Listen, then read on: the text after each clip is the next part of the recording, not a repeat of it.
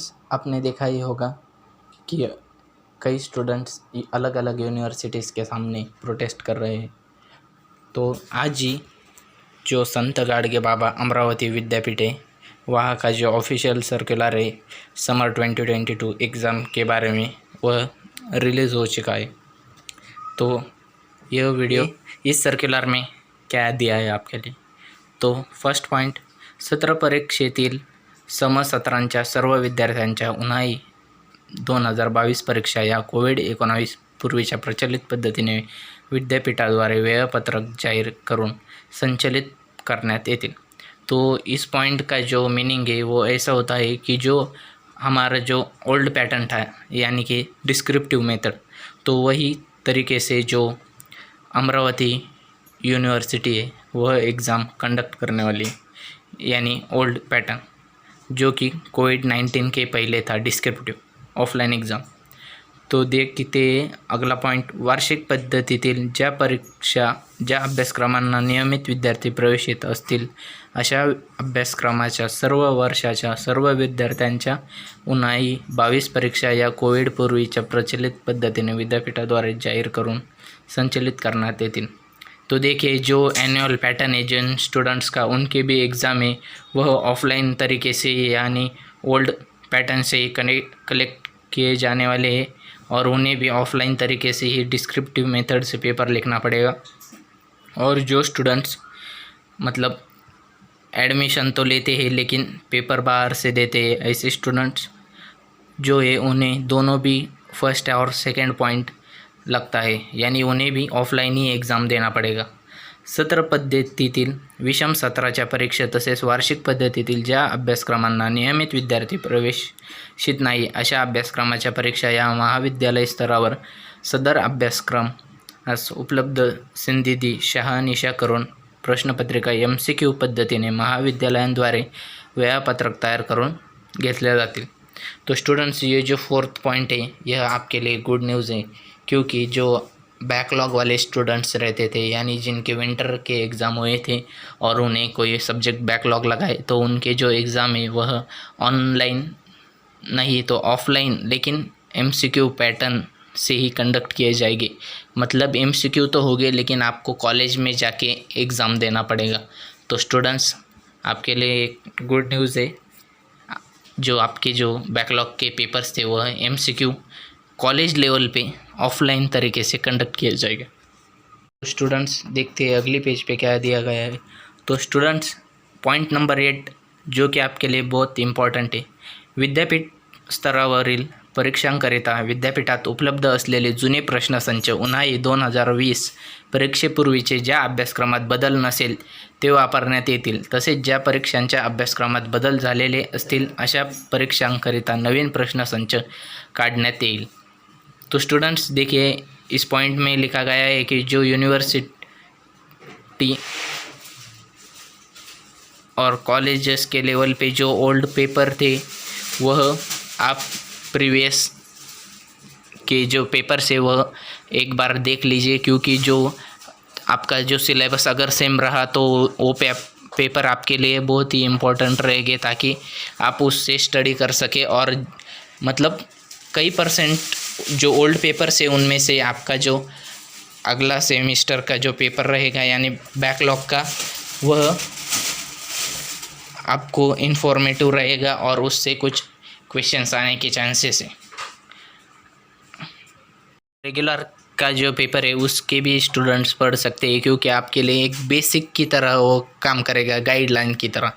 तो आप उससे पढ़ के थोड़ा सा देख सकते हैं कि आपका जो पेपर पैटर्न और पेपर रहता है उसकी लेवल क्या रहती है।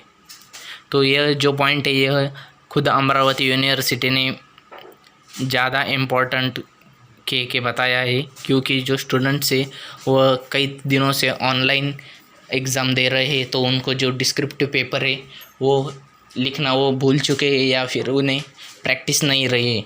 तो जो ओल्ड क्वेश्चन पेपर्स और मॉडल आंसर से तो वो स्टूडेंट्स को बोला गया है कि आप उसका प्रेफरेंस ले सकते हैं।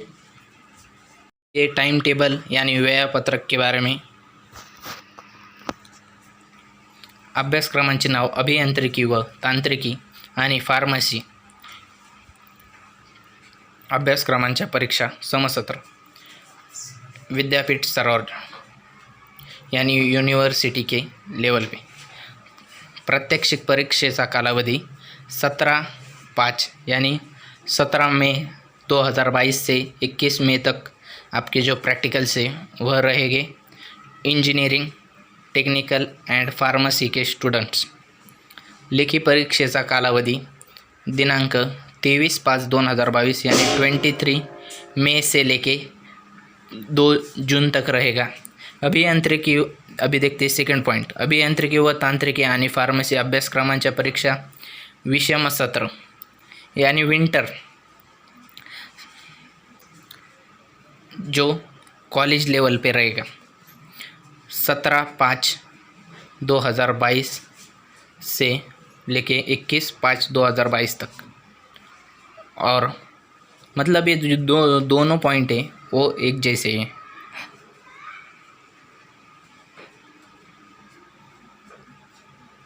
जो आपको डेट्स दिख रहे हैं वो लगभग सेम ही दिख रहे होंगे।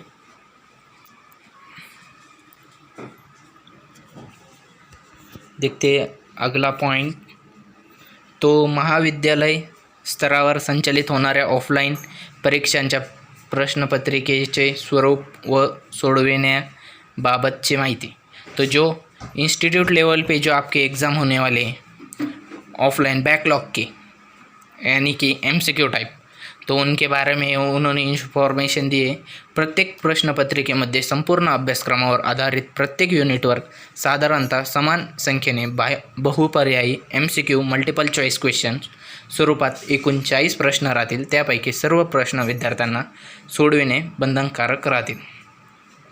तो स्टूडेंट्स, उन्होंने बताया है कि आपका जो बैकलॉग का ऑफलाइन MCQ पेपर है वह जो 40 क्वेश्चंस का रहेगा और आपको जो 40 यानी 40 जो पूरे क्वेश्चंस है वह मैंडेटरी रहेंगे।